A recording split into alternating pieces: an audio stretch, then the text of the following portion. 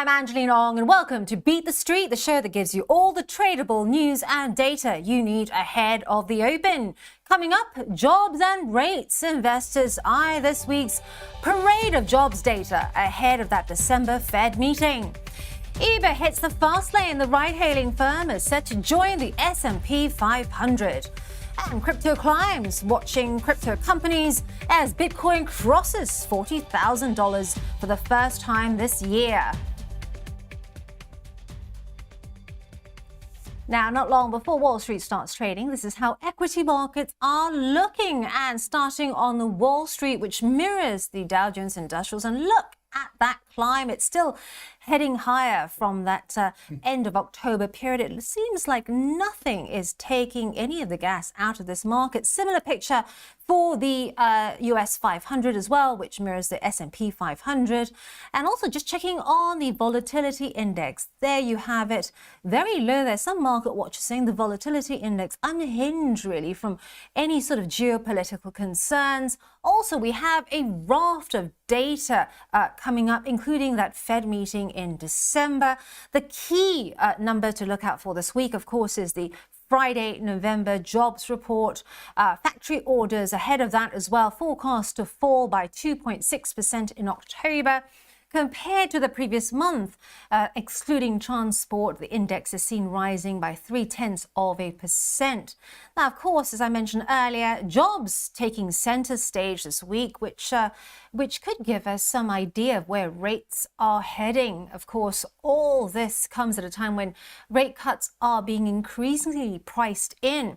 We've also got indicators that could give us some clues as to what the Fed does next. Now, according to economists, all these data points could reveal more softness in the labor market. On Tuesday, the JOLTS forecast to fall to 9.3 million in October.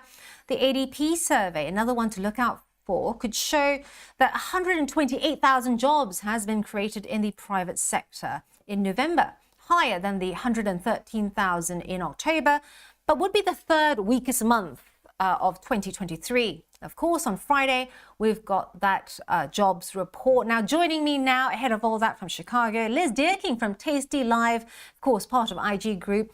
Liz, what do you see when you trade the markets, and what are you getting from your clients and people who buzz you on Twitter? Are they getting ahead of themselves, or do you think we could be seeing investors drinking more champagne as we get further into December? Well, I like the thought of everybody drinking champagne as we go into December. That would be very fun. But it's been, Friday's closed at a lot too. I mean, we were S&P closed at the 2023 high. You have Bitcoin up, as you said. VIX is at 4-year lows. And so from my perspective, I've been trading on the floor for years and years and years. When you get that kind of froth, or the VIX being low, it's kind of time to pay attention and buckle up, because you mentioned some economic indicators coming out this week. And when you've got things at the top of their range, VIX at real lows, that's when things can actually start to move. Now, one direction or the other, I always say when things are up, there's a lot farther to fall. So that's kind of talking the way that I'm trading. The NASDAQ's had a heck of a rally. So my trading style is I'm a little bit more bullish, short, small caps, and bearish the NASDAQ, because that seems to be the counter trend. But this should be an interesting week and an interesting month. Now, I will tell you though, December is, depending on which year you want to start, traditionally the second best month of the year. So as much as you usually don't come in with highs like this though, so the only time will tell. Now, just a quick one ahead of the Fed. They're now in the blackout period ahead of that jobs number as well. If we figure that the markets might be about to trip up, what kind of indicators are you looking out for?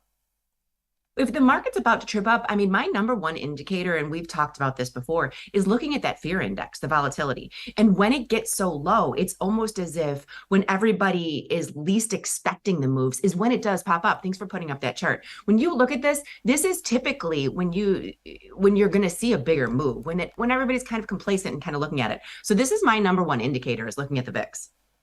Thanks very much, Liz. I'm sure I'll be checking in with you a little later on in the week. Liz Deaking there from Tasty Life now. A bull market is in view for the S&P 500, as we mentioned earlier. Here to tell us more about what the technicals say is IG's Axel Rudolph.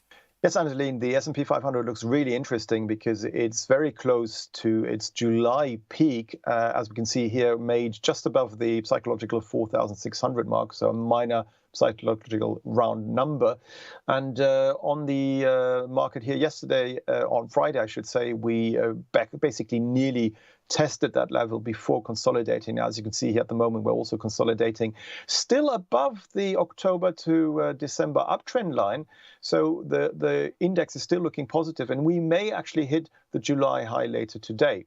If we were to close above it on a daily chart closing basis, we could then head all the way back up again to the March 2022 high, which was made around 4,637, above which we then have as our upside target the all-time record high made back in January of 2022 at 4,817.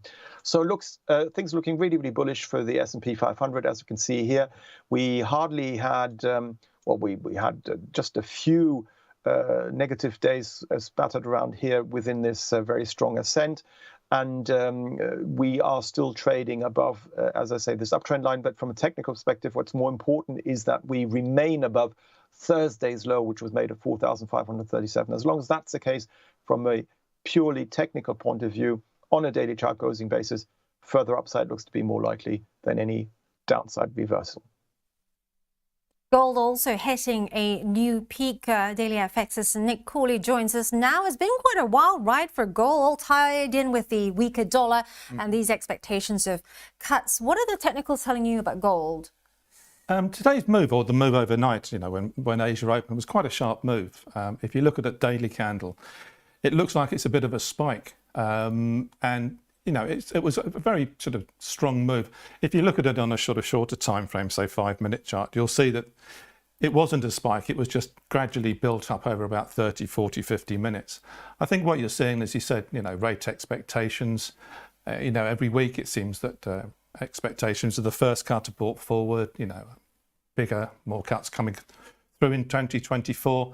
And also, I think you're seeing with gold at the moment, once you break from a technical point of view, once you break an all-time high, that triggers off orders as well. People either covering shorts or putting new positions on, and it opens up the sort of the gap higher, which we saw today. And as I said, you'd look at gold at the moment to maybe consolidate where we are, which is around the old all-time high, but maybe press ahead again.